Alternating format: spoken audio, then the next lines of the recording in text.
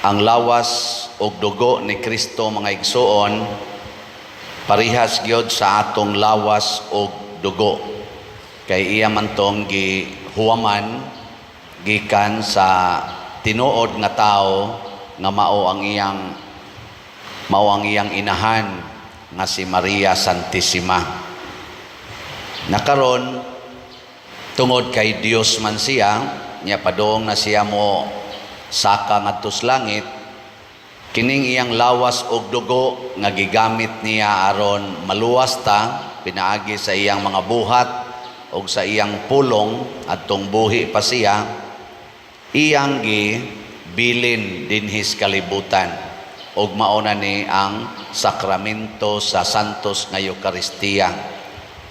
Matag sulti sa pari aning consecration prayer, kanang ipandong sa pari ang iyang kamot nganhi sa pan ug bino atong gituuhan base usab sa gibuhat ni Kristo ug sa mga apostoles nga ang pan ug ang bino nahimo ng lawas ug dugo ni Kristo. Lingi ay mong tupad. Ning namutuo ka. Namutuo ka?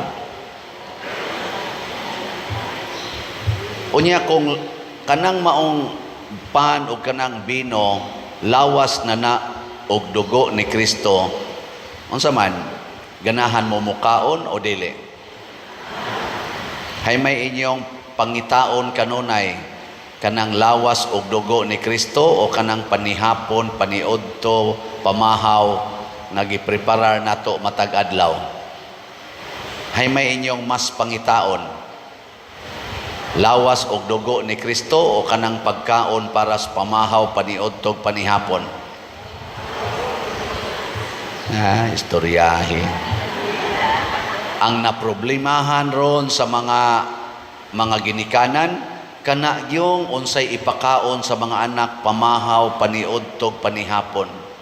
Kita ba mga Pilipino, katulo magita mukaon average. Mao ginay giproblemahan, wa gyoy ginikanan nga niingon, hala ang akong anak tulo na kabuok, unsaon na lang nako pagpakaon ani ni Kristo sa lawas ug dugo ni Kristo. Kay kun kana lang gid untay atong problemahon ba, nga ang ipakaon gyud mga anak, ang ipakaon sa imong lawas, ang lawas ug dugo ni Kristo, pagkagamaya ra jud gasto. Bitaw gi problema. Nga naman pila ra may bayad aning atong kaon dinhi, kanarang kolekta. Nya usay di pa mumuhog, nya kamo ra bay muunag linya diri. Kusog pa kayong kaon. Nya di ra ba gyud muhog sa kolekta. Sa ato pa almost libre. Murag hapit na malibre.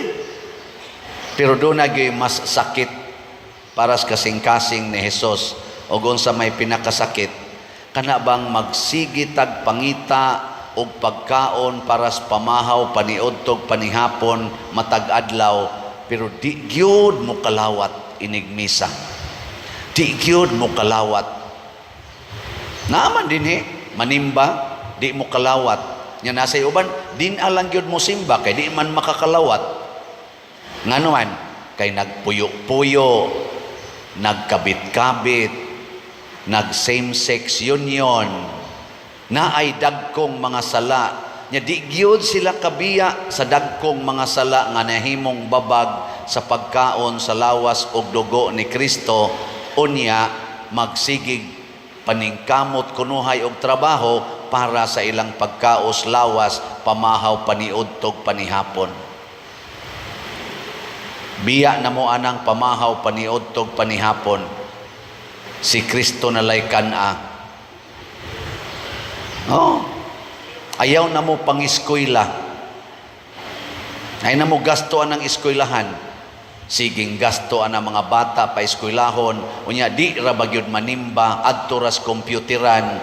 Unya ini kadagko-dagko magsigi ra sa kuyog-kuyog sa uyab. Sige lang sang tinukhangay way mga kasal gihapon. Siging panrabaho, di ra ba manimba, sige ra gyud og tinukhangay, way mga kasal. Unya, inikasakit nagkanser, muanhi dayon sa simbahan, kay magpahilog, magpaampo. Inikaayo na sad, din asad mo kalawat, din asad mo ampo.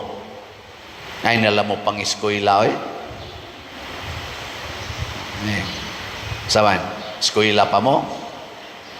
Sige tang gasto aning eskwelahan, unya, inikahimo ng mga lawyers, inikahimo ng mga pangulos nasod, maura sa tigpanday og balaod, aron muguba og kaminyoon, muguba og pamilya, pinaagi anang divorce bill, maura say mo patay og mga bata sod sa tiyan, kay mag-approve na sad anang abortion bill, maura say muguba sa kaugmaon sa atong kalibutan, pinaagis pagpa-approve anang same-sex union bill. Gitudlo ba na ni Kristo? Gitudlo wa mo na insulto kayo natong nangaon ni Kristo. Insulto kay ba nga kitang gasigig kaon ni Kristo mo kontra taniya. Ang nindot gid unta maliwat unta taniya. Kay maliwat kita sa atong gikaon. Nya sa unang pagbasa, ang iyang dugo mao may gisablig ang baka og ang kandi nga dugo makawagtang man sa sala, ang ato sa duntang lawas og dugo ato sang gamiton para pagwagtang aning mga sala sa kalibutan. Magtinudloay ta, magtinabangay ta, magpaminaway ta, maminaw tas Ginoo. Mo na ako, sige dyan ko gwali din, bahala nagsakitan mo, na kanang magpuyo-puyo, bisag unsa pa ninyo kabuutan, impiernohonon gyud mo. Sayang ang inyong kabuutan, bisag unsa pa ninyo karesponsable, may kayo mo trabaho, dagko na mong sweldo, pero nagpuyo-puyo lang gihapon, padong ragyapon mos impierno. Bisag unsa pa mo ka in love to each other, in love jud kay mo, wa gyud mo magluib sa usag-usa, pero live-in partner lang gyapon, kabit lang gyapon, dili gyud mo malangit ana. Ngano man si Kristo gustong mukaon taniya, nagpakamatay siya aron mawagtang ning atong sala. Unya karon higugmaon nimo ang sala, isalikway nimo si Kristo, porting dako ang insulto. No? Kita manggani mo'y angay isalikway unta ni Kristo, pero nagpakamatay gid siya para nato aron mahimo siyang pagkaon nga kalagnon. Nya karon nga nana siya, available na, ato pag yung isalikway na porting pataya. Sige, lingi ay mong tupad. Yung na sige jud kagkaon o Ginoo. Himuang kada adlaw ay kakontentuan ang kada semana, kausa, kada gid adlaw. Ndot kayo no? Nya, unsa may resulta? Si Kristo usa ka tawo nga naghimo og katilingban, naghiusa sa mga tao. Mao na kita sad nga magsigig kaon og usa ka lawas og usa ka dugo ni Kristo dinhi sa sakramentos Eucharistia, magkahiusa gid unta ta. Og unsa may produkto or bunga sa panaghiusa, naa dayon ng kalinaw, kalipay o kalambuan sa kinabuhi. Naa lang ni natong tulo, kalinaw, kalipay o kalambuan, murag makaingon na ta isip tao, wala ka nang hahanapin pa.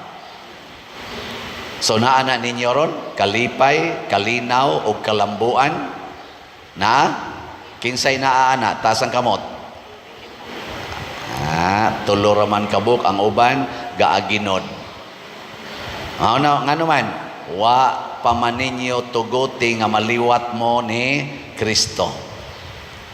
Muna, kita dinhi, sige tagbaligya slat, hinay ang halin, nga naman, wa man kayo'y mo palit, kay wa may kanaganing drive nga kiniding akong pagpalit, makahatag ni sa panaghiusa, kalinaw o kalambuan sa simbahan nga mao ang gitawag og lawas ni Kristo.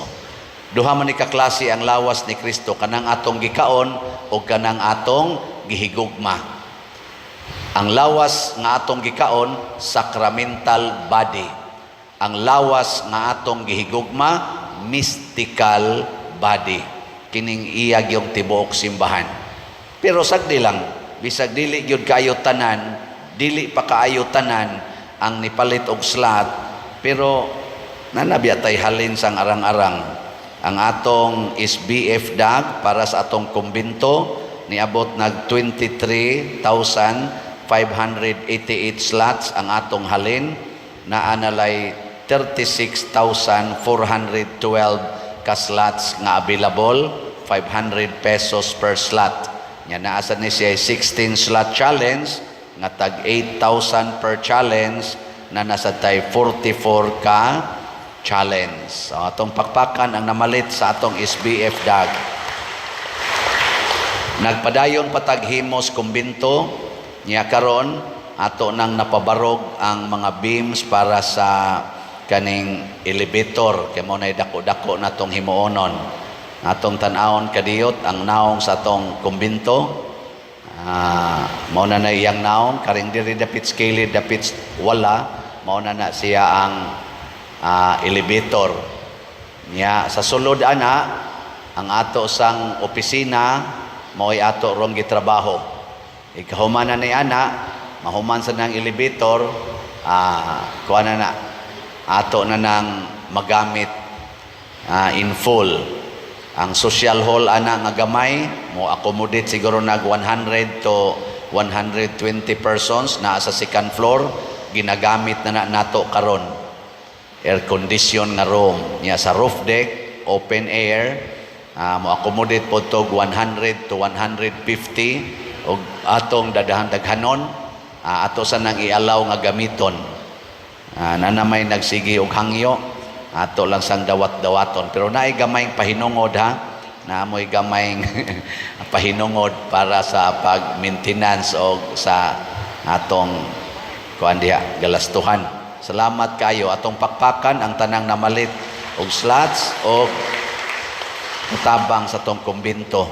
Ang ato sang Mother Mary's Healing and Deliverance MMHD special slot ni nato, 6,000 rani ka slots atong gibaligya para ngadto sa second project sa Capilinia de Fatima dito sa San Remigio.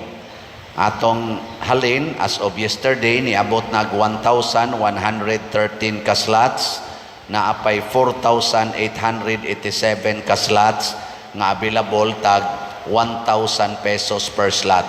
Niingon man ta ko nga hutdo ni natog palit karong karong Mayo, nga wa man gyud mahurot, ato ning i-extend na pod padong sa June 13, ang second month of the apparition of the Blessed Virgin sa Fatima dito sa Portugal.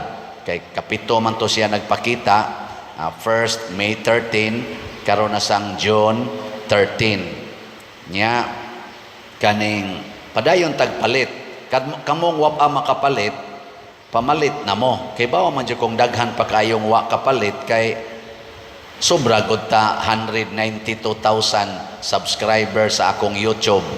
Unya, bisan lang siguro 1/10 lang ana mo palit, awa na. Hurot na ning 6,000. Yang anong 1,113 pa man daghan pa kayong wa kapalit ani para ni Mama Mary. Sige, lingya imong tupad, inawa pa ka kapalit no. Ingna, wapa kapalit. Yang mayroon ka siya, kapalit na. Ingna, congratulations. Nahimo na kang body of Christ. Tigpalambo sa simbahan.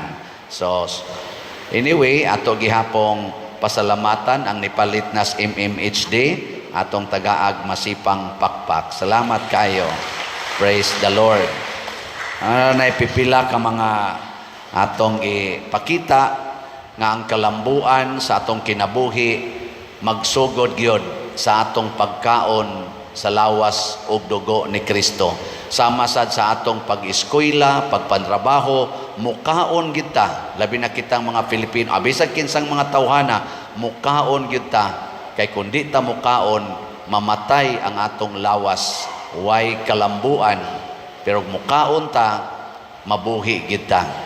Apan ang pagkaon nga gihatag ni Kristo lawas gyud og kalag ang mabuhi. Mao na kamong dili pa makahimo pagkaon sa lawas og dugo ni Kristo tungod sa dagkong mga sala, biyain na timan-i way sala nga dili malimpyo basta ato lagyong idangop sa Ginoo. Manindog ta.